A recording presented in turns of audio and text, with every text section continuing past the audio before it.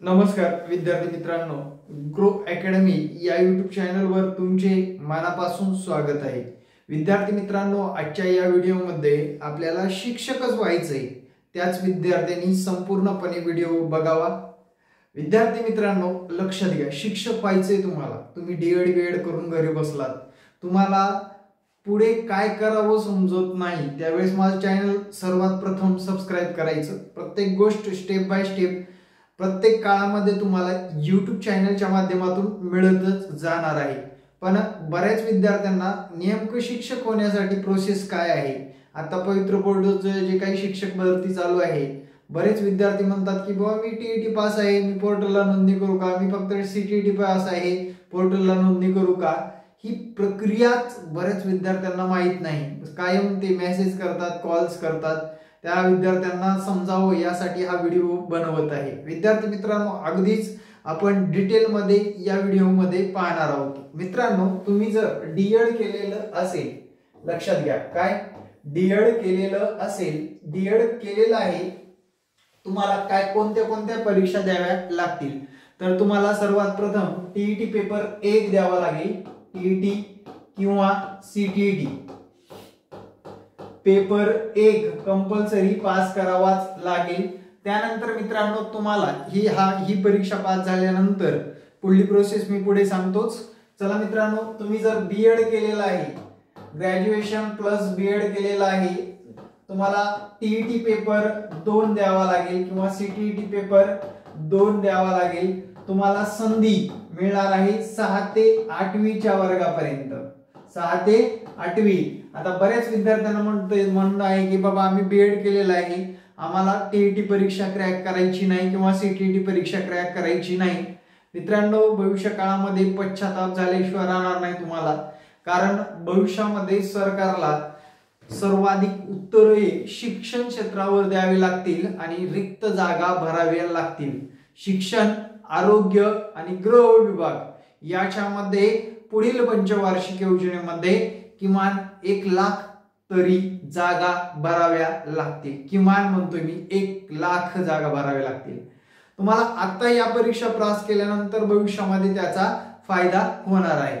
फक्त plain B.Ed आहे मित्रांनो, त्यांच्यासाठी सांगतो, प्लेन बीएड आहे, टीईटी पास करायची नाही, तुम्हाला संधी मिळणार आहे 9वी आणि 10वी या वर्गासाठी, किंवा तुम्ही पोस्ट ग्रॅज्युएशन असाल तर 11वी 12वी।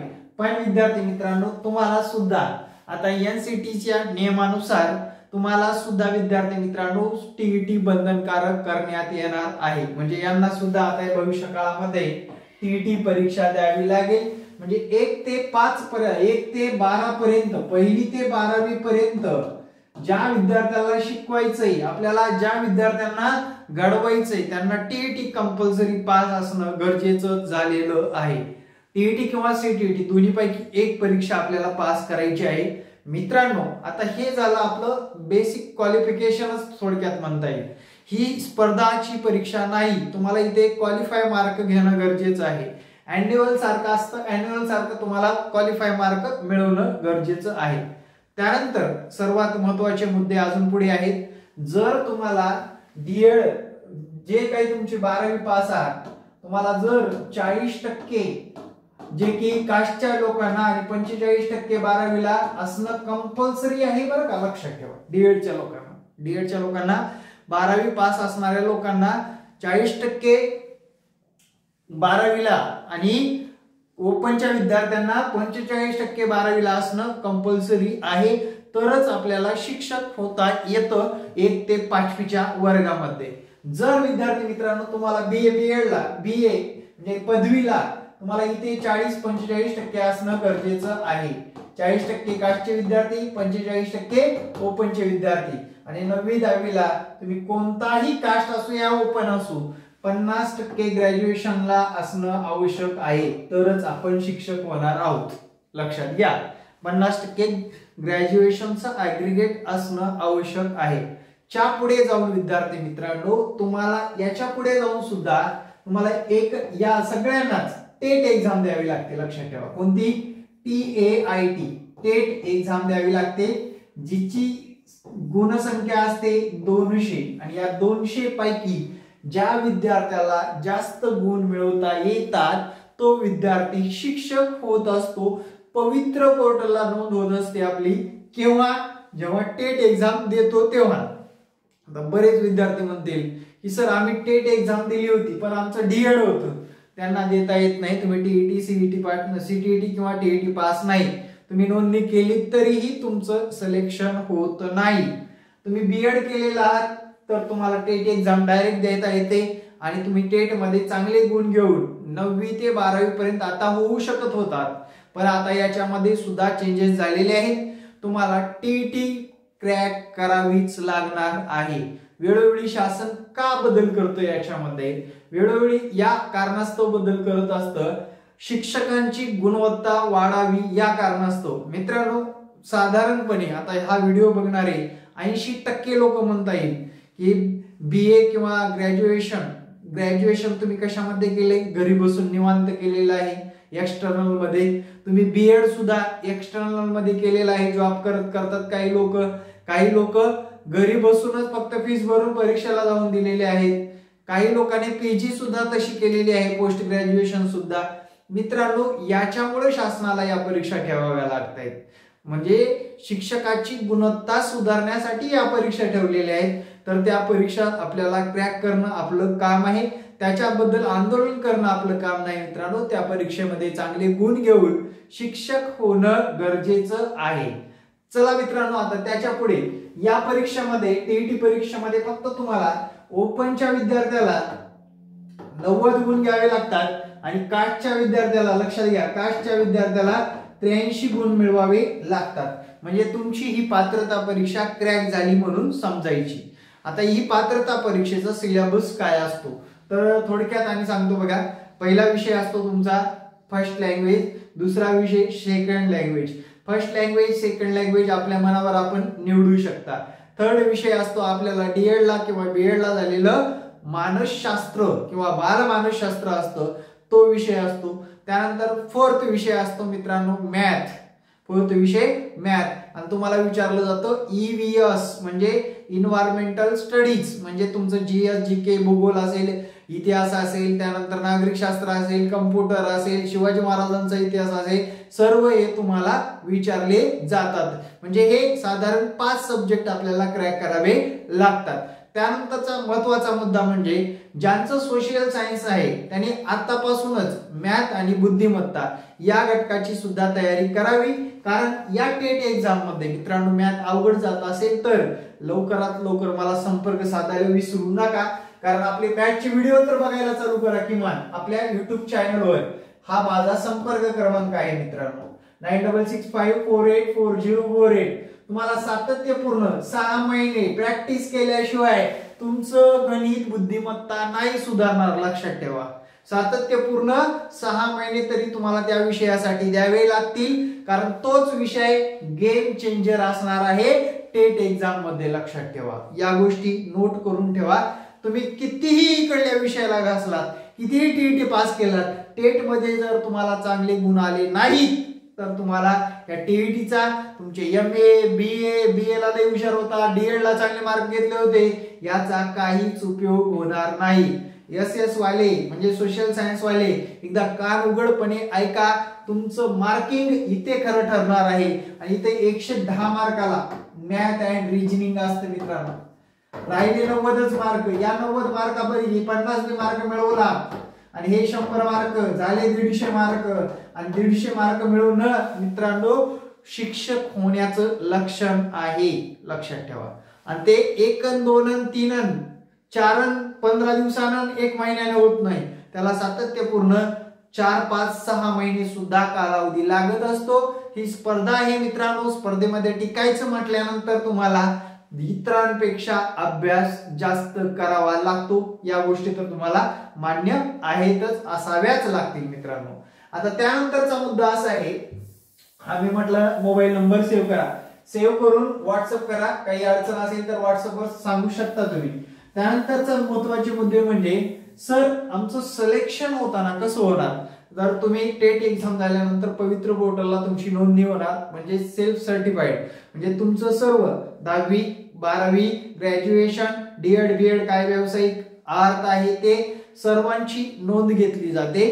त्यानंतर जागा घोषित होतात.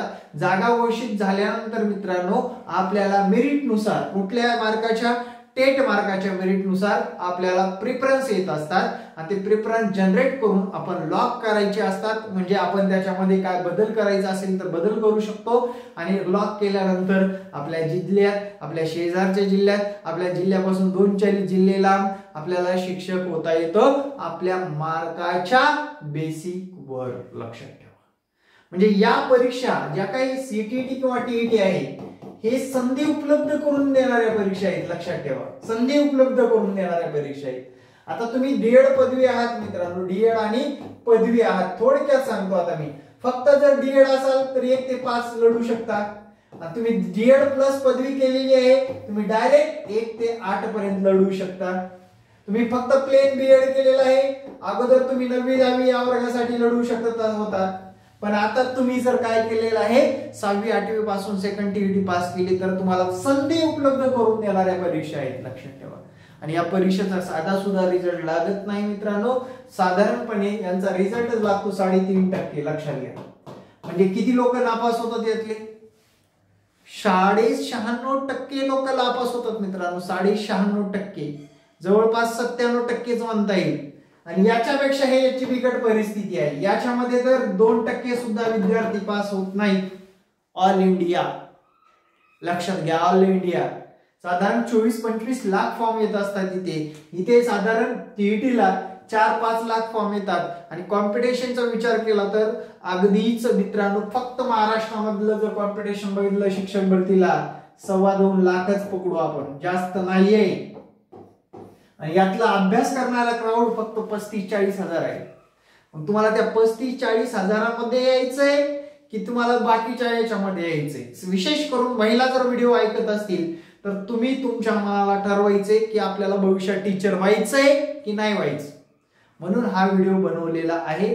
विद्यार्थ्यांच्या अजून शंका, आता टीईटी कधी होणार हा पहिला प्रश्न आहे तुमचा. आता हा पहिला प्रश्न मी इथे क्लिअर करतो. टीईटी आगामी 2-3 महिन्यामध्ये कधीही ऍप्लिकेशन येऊ शकतात. ऍप्लिकेशन आल्यानंतर 1-1.5 महिन्यात तुमची लगेच परीक्षा होत असते. त्यामुळे अभ्यासाला लागा. आणि या सर्व परीक्षा कंडक्ट कोण करते? IBPS ही एक थर्ड पार्टी आहे जी की आपली या परीक्षा क्रॅक करण्यासाठी आपल्याला पेपर सोल्युशन दिलं जातं आणि ते पेपरचं जनरेट करून विद्यार्थ्यांना सर्व्हिस प्रोव्हाइड करत असतं IBPS. लक्षात घ्या. या सर्व गोष्टीचा जर विचार केला, तुम्हाला परीक्षा क्रॅक करायच्या असतील तर तुम्हाला सर्वात प्रथम त्याचा सिलेबस हवा असतो. तो सिलेबस मी माझ्या या टेलिग्राम चॅनलवर टाकलेला आहे @H पुंडे सर. आणि आता या थर्ड टीईटीचा सुद्धा याच चॅनलवर टाकणार आहे. त्यासाठी माझं चॅनल हे तुम्ही जॉईन करू शकता. आणि विशेष म्हणजे YouTube चॅनलला सबस्क्राईब करून ठेवा मित्रांनो, कारण नवनवीन अपडेट तुम्हाला वेळोवेळी मिळणार आहेत. आता सर पास होण्याची काय गॅरंटी? मित्रांनो आपल्याकडे आल्यानंतर मी अगोदर सांगत असतो, अभ्यास करायचा असेल तर जॉईन करा. का तर अभ्यास तुम्ही केलात, मी शिकवलेल्या गोष्टीचा तुम्ही रिवाइज केलात तरच तुम्हाला तिथे परीक्षेमध्ये फायदा होणार आहे. मी शिकवले, तुम्ही तात्पुरतं लक्षात ठेवले, त्यानंतर विसरून गेलात, नक्कीच तुम्हाला तिथे नुकसान होणार आहे. क्लास लावून सुद्धा फायदा होणार नाही. आणि मला मोजके विद्यार्थी पाहिजे या भरतीमध्ये. साधारणपणे माझ्याकडे आता 1,500 लोक आहेत, अजून सरळ 1,500 लोक येतील.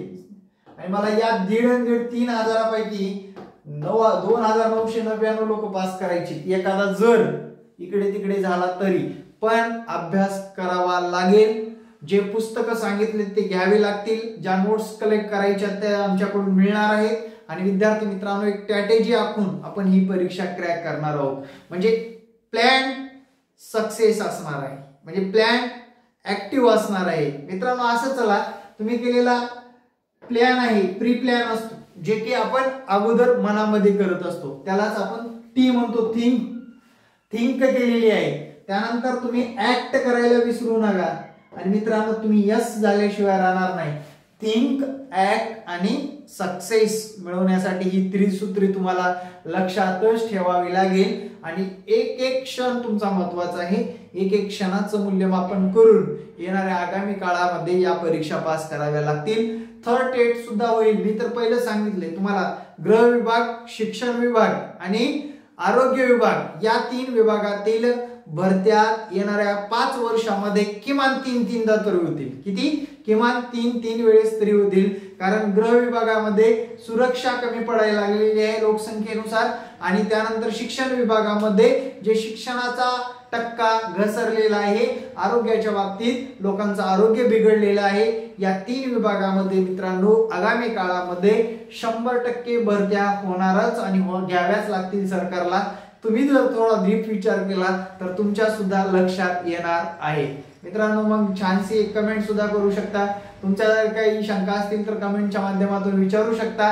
व्हिडिओ कसा वाटला नक्कीच कमेंट मध्ये सांगा. वेळोवेळी असेच व्हिडिओ तुम्हाला दिले जातील. एखादा व्हिडिओ हवा असेल तर मला कमेंट करून सांगा, त्या पद्धतीने आपण व्हिडिओ बनवू. Thank you very much. जय हिंद मित्रांनो, भेटू नेक्स्ट व्हिडिओ मध्ये. जय हिंद, जय महाराष्ट्र, धन्यवाद.